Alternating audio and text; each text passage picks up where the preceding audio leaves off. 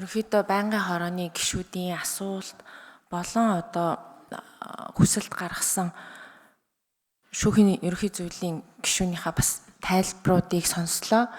Тэгэхээр зарчмын хувьд ер нь бол яг хоо нэгэнтээ өөрөө хилцсэн учраас их хурлын даргын зөвлөх гэдэг бол өөрөө яг улс төрийн албан тушаалтан тэр талаасаа бид нар дээр ч гэсэн яг хууль зүйн байнгын хороо өнөөдрхөн бичигтэй байжсэн тийм ээ.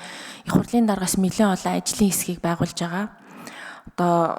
Хууль эрх зүйн орчныг шин цагийн хэрэгцээ шаардлагад нийцүүлэн төгөлдржүүлэх гэдэг. Тэгэхээр энэ дээр бол нэлээд олон хуулийн төслүүд яригдана. Нэлээд олон хуулиудыг нийцлийг хангах түрүүний хүсэлт гаргасны гишүүний маань шүүхийн ерөнхий зөвлөлийн гишүүний маань хэлсэнчлэн яг тэр журмуудыг цэгцлэх гэх мэтийн ажлууд бол хийгдэх гэж байгаа. Нэлээд том ажлууд төлөвлөгдөж хийгдэж байгаа.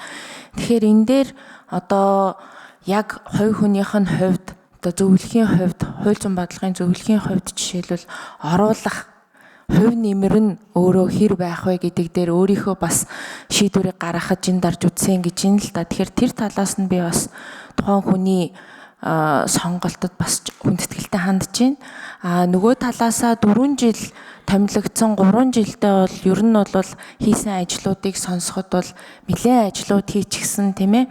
Цаашдаа энэ 1 жилийн хугацаагаа илүү үр бүтээлтэй гэх юм уу хувь хүнийх нь хувьд гэсэн үг шүү дээ тийм ээ.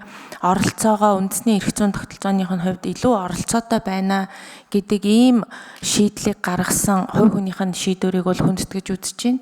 Тэгээд яг байнгын хорооноос гишүүд маань шийдвэрээ гаргаад явах бах. Ер нь бол хувь хүний зүгээс тэгж хэлмээр байна да.